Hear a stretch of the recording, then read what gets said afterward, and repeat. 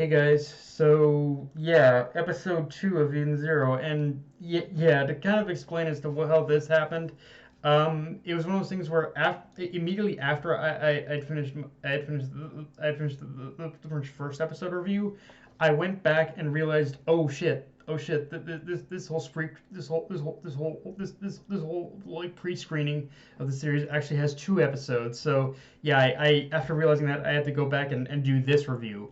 So it's like, yeah.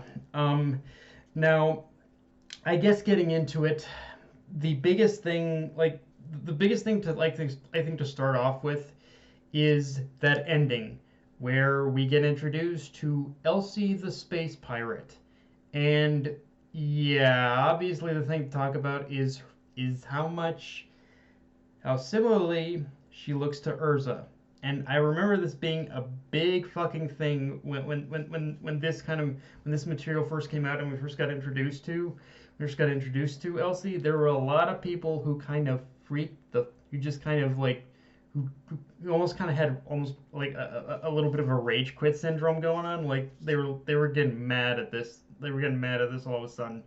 But if I'm being honest, guys, hand to God, as a manga reader, I kind of like Elsie more than I kind of like Elsie more than Urza. Like, don't get me wrong, there's nothing wrong with Urza, but like the thing, like, okay, she looks like Urza, fine, but if you if I'm gonna tell you this much, if you stick around long enough, I think you're gonna find that when it comes to Elsie's character, when it comes to Elsie's actual characterization, there's not only more to her and more substance to her character, but in a lot of ways, Elsie feels like the more realized version from what Mashima had wanted to do with Urza. Like it's almost one of those things where you can almost say that with Urza he had this plan with Urza, but then he kind of wrote himself into a corner. Whereas with Elsie, you'll definitely find that she is a little bit more of a realized character, and it feels more like what pretty much like Mashima wanted to do with Elsie. You'll find there's a lot about her that like this feels like a lot of what Mashima wanted to do with her, is a kind of thing. But yeah, so I needed to get that out there first before anything else, because I knew it was gonna be like the big talking point about this episode. Um, but jumping right into the episode itself, everything else about the episode. The first thing I want to talk about is that in this episode we do get our first opening and ending. And starting with the opening, the visuals themselves are very fast paced. Well, like it's one of those openings where if you blink, you'll probably miss something. And to accompany that, the music has this very like techno rock vibe with a little touch of synth thrown in. And I honestly really didn't think that pretty much choice of music would work, but the combo between the visuals and the music actually captures the fast-paced and adventurous nature of the show really well, and it really works that the series in itself has a very has an extreme focus on pretty much futurist on the future, like, and space and like space travel, all that. So it really kind of works in that sense as well. Now, the ending is a little harder to describe because just the style of the animation and visuals combined with the music is just so mellow yet energetic that the only way I can think to describe, like I can even muster my thoughts on the ending, is it's so quintessentially early fairy tale that it feels like JC staff is pulling out all the stops that's pulling out all the stops they can in some attempt in some attempt to in order to pretty much capture the nostalgic magic caused but by like in order to capture like all of the nostalgic magic of early fairy tale, because that ending that ending we see, that ending song, the ending visuals, all of it, that just oozed fairy tale ED1 energy, and I mean that in the best way possible. Because honestly, that's probably one of my absolute favorite endings in fairy tale. Honestly, now the other interesting thing to talk about both the opening and the ending, at least for manga readers like myself, is that while is pretty much that pretty much neither really give away any explicit anything explicit in regards to like spoilers or anything. They do still give us a sense of, I think, where we should expect this first season to end. Like assuming this show is going the seasonal route. um I think I've got a kind of an idea just based off this opening that of where like this first season is gonna end, honestly. and and most of my manga reading peers have already said this out, but for confirmation's sake, it looks like where we should expect this season to end is around an arc called is around pretty much arc called pretty much Sun Jewel, which is just the prelude to which in a lot of ways is kind of the prelude is emotionally heavy shit in itself, but it's really kind of the prelude to where shit really starts hitting the fan in the series, where shit really like hits the fan nonstop with this series.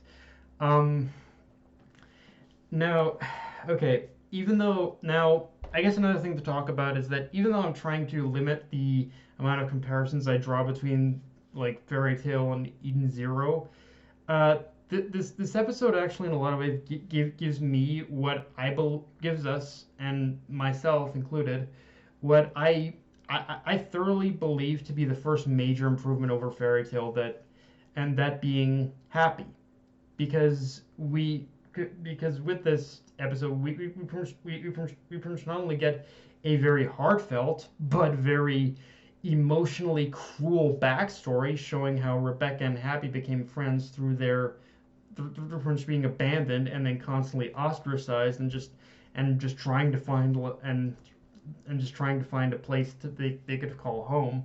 But we also learn from that flashback that he died at one point, but then was reborn as a shape changing android or something you could say. And in this case, he has the ability to transform into a pair of pistols.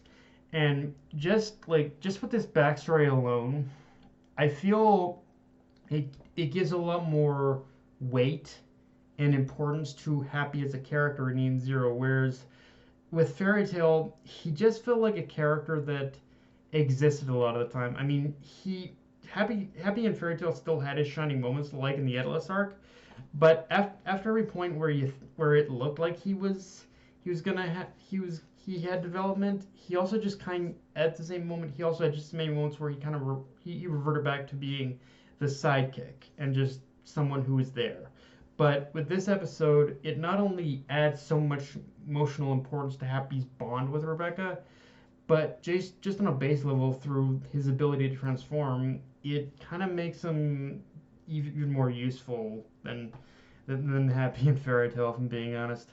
And what can what else and what else can I say though? That whole backstory, it's kind of crippling, and I thought it was emotional in the manga, but seeing it animated, it's like, ooh boy, just the addition of like music, a soundtrack, all that voice acting, it really kind of hits a different tone now, honestly.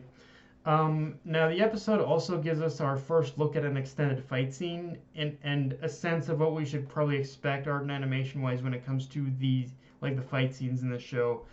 And so keep in mind, what I'm about to say is just based off what I've seen, but it looks like in cases like this, where the fight only serves to, in cases like this episode, where the fight only serves to showcase the characters' fighting abilities and how they work off each other, in this case, Rebecca and Shiki, I think the studio might end up cutting a few corners, but still nailed the animation where it counts, because large in part, the animation, again, it cut a few corners, but then it really showed itself in scenes like Happy's transformation scene into the guns. Like that shit was crisp as fuck. But when it but I think but and when it comes to the more pivotal fights in the series, like the ones that actually have like emotional importance and weight to the story, I think that's where JC staff is gonna put a majority of the budget and effort, where it's gonna be focused, I think. So yeah.